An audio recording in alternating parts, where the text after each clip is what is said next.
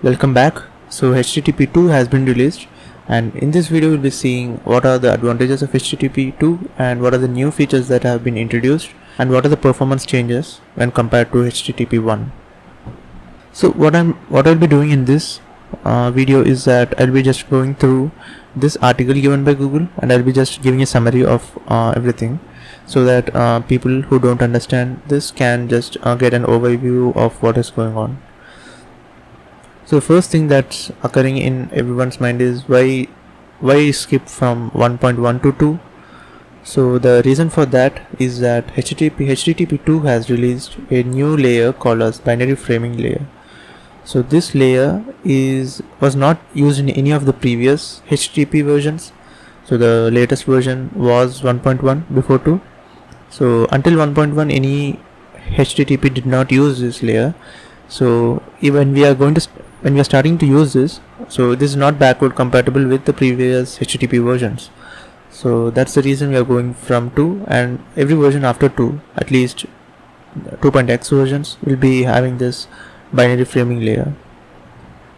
So what even is a binary framing layer? So as you can see here, the binary framing layer is a layer which is going to tell how the HTTP messages are going to be wrapped up and transferred between the client and server.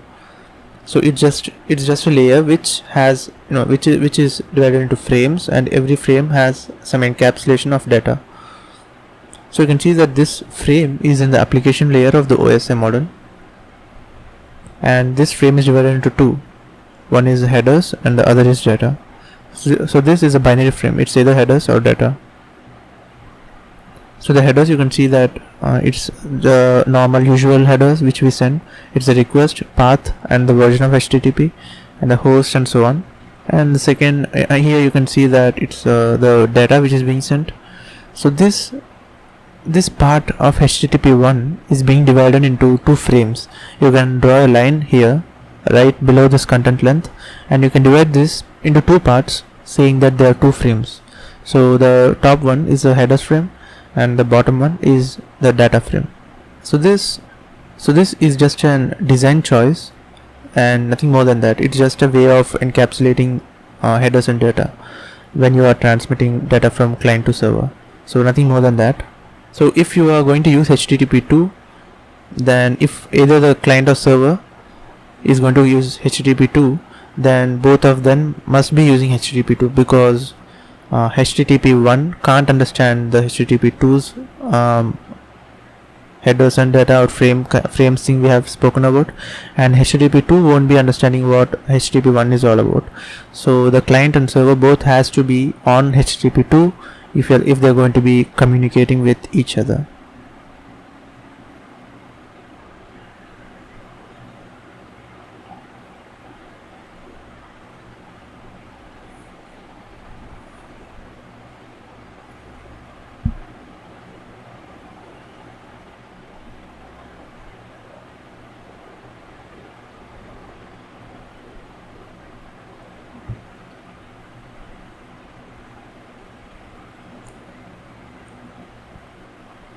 Another very important update with HTTP 2 is the request and response multiplexing. So what this means is that until HTTP 1.1, what we are doing is that we are creating separate TCP connections for every request, and or to make parallel request, we are creating a new TCP connection for that. So what HTTP 2 is doing is that it removes these TCP connection limitations, and what it does is that it breaks the HTTP message into different frames, and then you can send them whenever you want, and then at the end you can just reassemble them on the other side. So it's like there is no need of creating multiple TCP connections, right? So there is even one connection is enough to handle multiple frames of data. So that's a really efficient way to do this, because you don't need to handle the load of the TCP connections, and because of this the performance is going to have a boost the thing we have spoken about, the breaking of frames and then sending them and then reassembling them into one.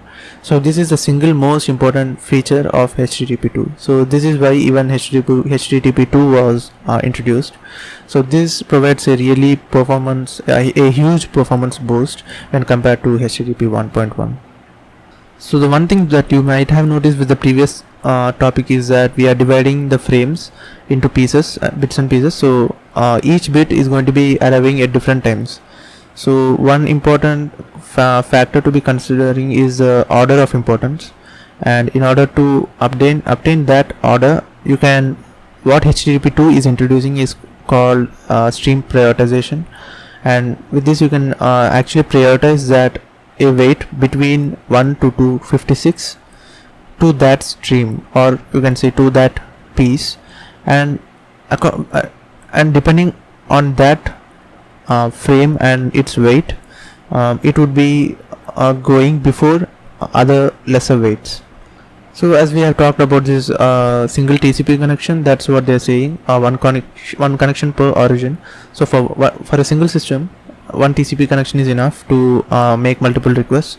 The reason being that HTTP2 will be dividing that into different frames or different streams in parallel, and they can be also prioritized as we have seen in the previous topic. Another important fact is that most of the HTTP transfers are very short and they do not tend to last longer, whereas when compared to TCP, TCP connection is optimized for very long duration and very heavy data transfers. So HTTP2, what they are saying is that the results which they have seen is that they are able to make more efficient use of each single TCP connection and also reduce the memory load for the fewer connections. So the next topic is the flow control. So flow control, if you have heard this term, we use flow control when we are being overwhelmed with data and we want to control how much of data we want to receive and we want to consume. So HTTP2 is actually putting a flow control mechanism to prevent the client from sending or overwhelming the server with data. So the reason being that the receiver or the server might be very busy or under heavy load, as they say, and they are only willing to fix particular amount of resources for a particular piece of frame. So with this, the server can actually ask the client, or it can tell the client that the maximum amount of data it wants to consume and not more than that, and whenever it wants to consume more, it would be giving an initiation to the server to give back data. So another very important topic in HTTP2 is the server push. So I think we have talked about this just a minute back. What it says is that it can receive multiple responses for just a single client request. So what it means is that when you send a request in HTTP 1.1 until 1.1, only you send a request and you get a response back. So that's a one-to-one communication there. And in HTTP 2, what happens is that you send a request and you might receive, or you might well receive more than one responses. So there is a possibility of getting more than one response from the same server and for the same request. So there are some smaller performance benefits, like they are compressing the header, and while they are compressing the header when they are sending the request, so that the request load is decreased. So to do this, they are using the Huffman coding to compress the data when transferred. So Huffman coding is an algorithm where it's a compression algorithm where you compress the data, and they have used that here to compress the headers so that the request load is decreased and also there is no latency in the request. So that's it, guys. So that's what happened in HTTP 2. Thank you for watching, and if you like this video, please do share, subscribe and like the video. Thank you.